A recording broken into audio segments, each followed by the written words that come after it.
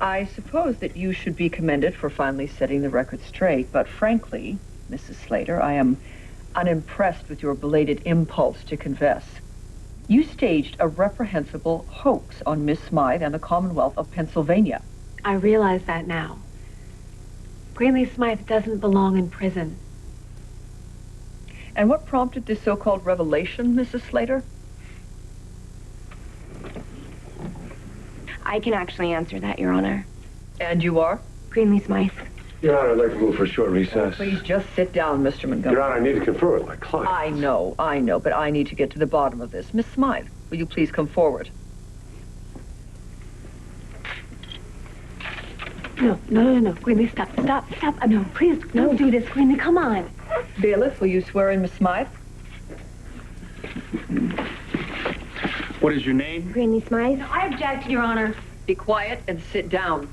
Do you swear to tell the truth, the whole truth, and nothing but the truth? I do. Now, you obviously have, or you think you have, information bearing on this case. Yes, Your Honor, I do. Proceed. Your Honor, it happened 2 years ago.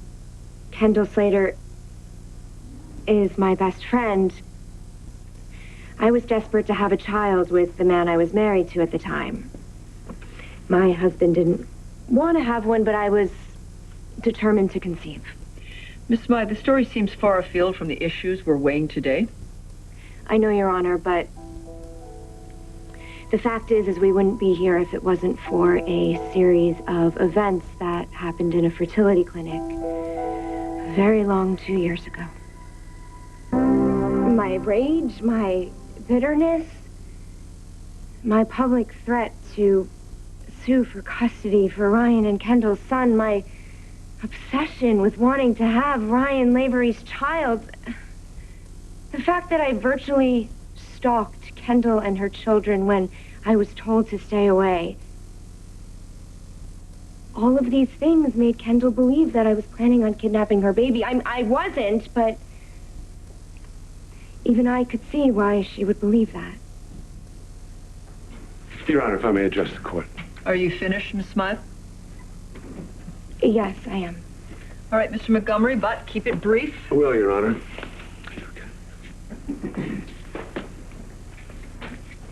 Your Honor, my client's fears for her son Spike were compounded by extreme physical and emotional stresses. The accident, Spike's life-threatening injuries, his deafness, his subsequent surgeries, and of course, Kendall's own emergency C-section. Her son Ian's premature birth, and the fact that he spent the first few weeks of his life at the brink of death. All of these factors combined to put my client in a vice-like grip of terror. She was literally traumatized, Your Honor. This counsel implores this court to consider these facts. The fact that she was under extreme emotional duress, and that she is here, despite the fact that she could lose her freedom, so that she can tell the truth. So you and counsel are in accord that Miss Slater should get off with a slap on the wrist. Your Honor, I wouldn't exactly describe it in those words. Long probation and community service. Light penalties for egregious acts. I'm going to adjourn to review the case. Principal should remain on site. I'll be delivering my ruling very shortly. All Court is now rise. in recess.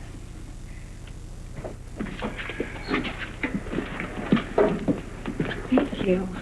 But all I did was tell the truth. I mean, you left out something that would send me to trial. No, Greenlee, don't bring it up.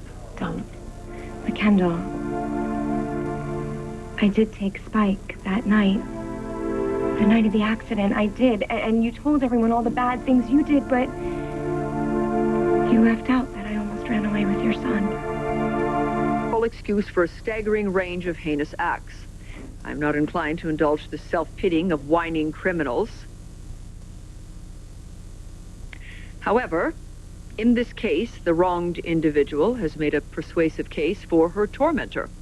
Miss Smythe's plea, on behalf of Mrs. Slater, has impressed me a great deal. So, reluctantly, I am going to accept the plea agreement. Mrs. Slater, I am sentencing you to 5 years to be served on probation a $50,000 fine, and 500 hours of community service. Do not let me see you in my court again. All right. Thank you, Your Honor. I'm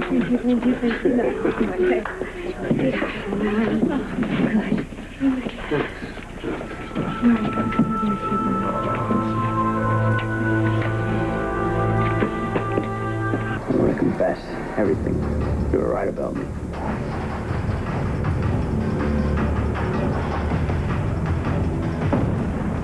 Watch weekdays on ABC, weeknights